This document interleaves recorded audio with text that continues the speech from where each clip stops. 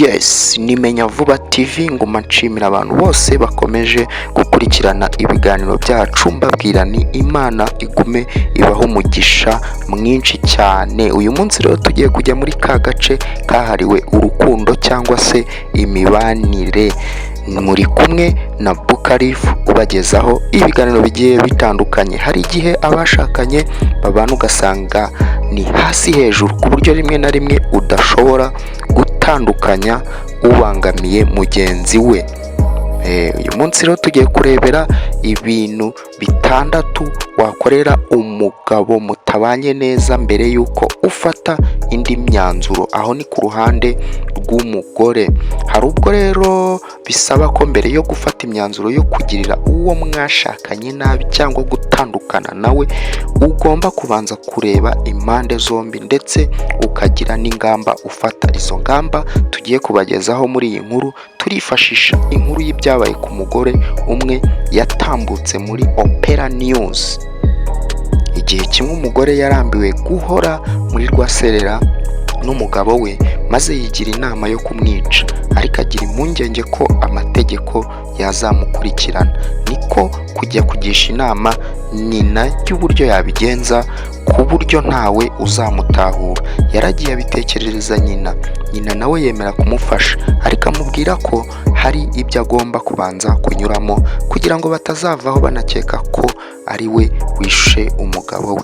Umukobwa nawe nk'umuntu wifuzaga icyamufasha kugera ku mugambi we, yasezeranyije nyina ko yiyemeje gukora buri kimwe kandi uko ashoboye kose. Dore inshingano nyina yamuhaye.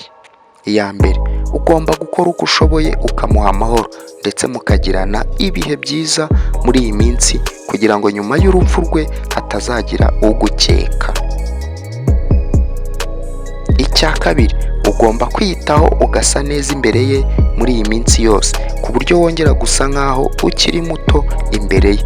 Bizatuma kwishimira ubone ko umwiyegereza, ukore gahunda uteganya igende neza mu ibanga. Icya gatatu, ugomba kumufata neza ukaba umwana mwiza ndetse ukamushimira buri cyose agukoreye uko cyaba kiri kose. Icya kane, ugomba kujya umwihanganira ukaba ugabanyije kumufuhira, ukamukunda ukamwubaha ndetse ukamutega amatwi muri iyi minsi yose. Icya gatanu, koresha amafaranga yawe kuri we ndetse ntunamurakarire igihe ataguhaye amafaranga yose umusabye.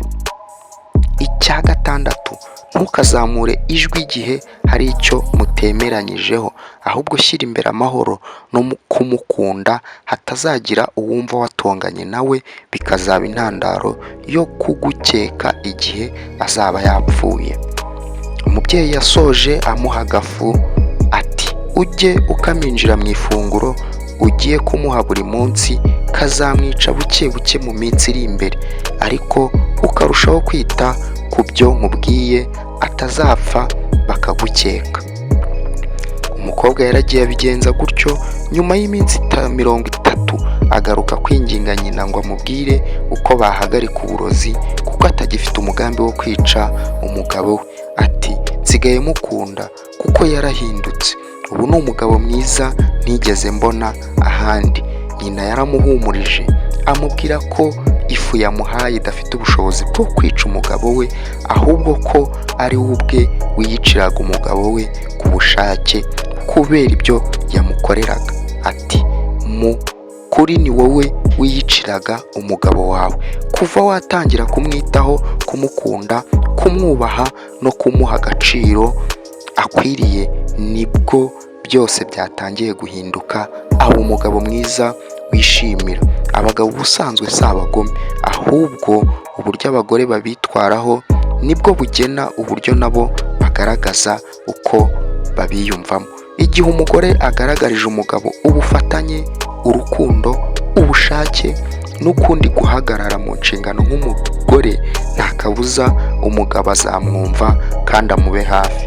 Uyu mubyeyi yagaragarije umukobwa we ko we ikibazo mbere y'umugabo we. Mbere rero yo kumva ko uwo mwashakanye akunaniye ngo ube wafata undi mwanzuro, banza urebe neza niba atari wowe mpamvu mubanye uko mubanye.